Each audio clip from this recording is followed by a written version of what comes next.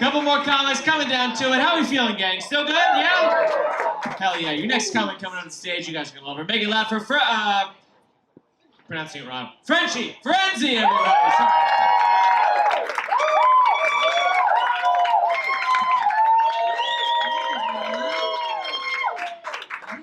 It's good to see some of you.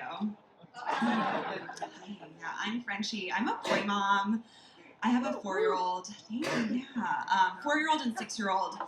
You know, and before I had kids, I thought I was going to be like a Mary Poppins mom. But when you said put your penis away 14 times before 10 a.m., your brain chemistry really changes. Like, I've given up on social norms before most people have had their coffee in the morning. So earlier, my kids were peeing behind a car, and a woman walks up to us and she's like, you shouldn't let them do that. It's like, okay, you know, if your fur baby can pee on the street, my human babies can pee on the street, okay?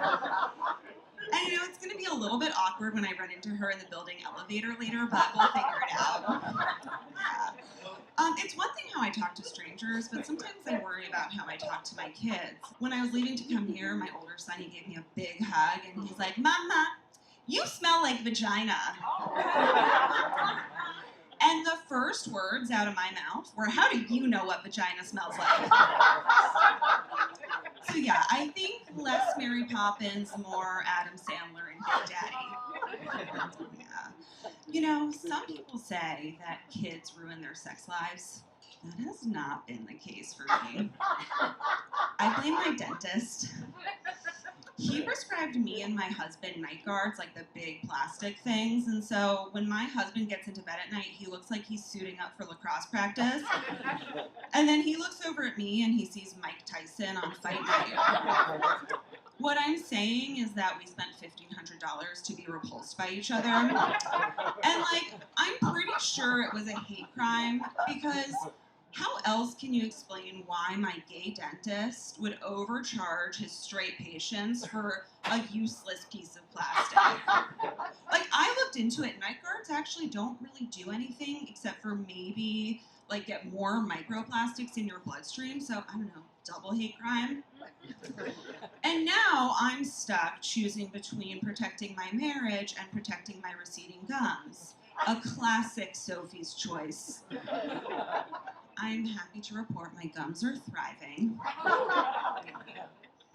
Speaking of medical trauma, pharmacies in other countries are whack. Yeah, in Italy, where my husband lives, if you need to go to the pharmacy, you actually need to talk to someone about what you need, while 32 other people in line listen with great interest. I was there recently. I had like a headache, and so I was like, okay, I'm gonna go get some Advil. But I got to the pharmacy, and I don't know what took over me, but I was like, I'm gonna fuck around and find out right now. So I go up to the pharmacist. I'm like, buongiorno.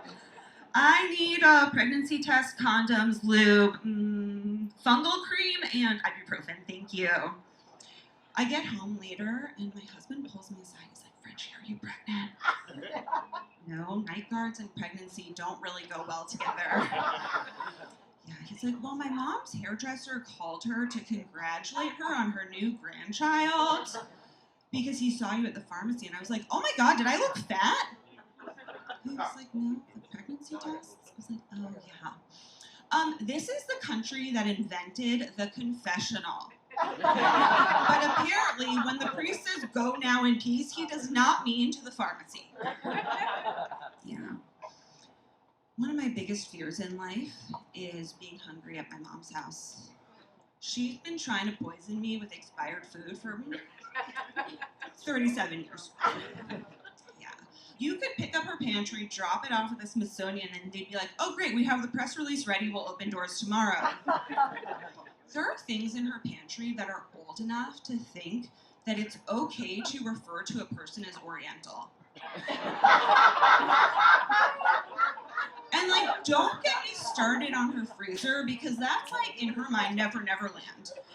I think that her frozen smoked salmon stash is the lab where COVID started. And I've brought this up to her, and she's like, you're so wasteful. Those dates don't mean anything. I'm like, girl, The only difference between you and me is that your trash lives on a shelf and mine lives at the landfill. But I gotta say, growing up with an expiration date denier is really hard. Because you're either hungry or you're in the emergency room. So I became a fundamentalist. But the other day, I was brushing my teeth, and my husband, he was like, "Frenchie, the toothpaste expired a month ago." I'm like, I mean, come on. If the branding on the tube is still up to date, it's fine. You just spit it out anyways. And he looks at me with such deep sadness.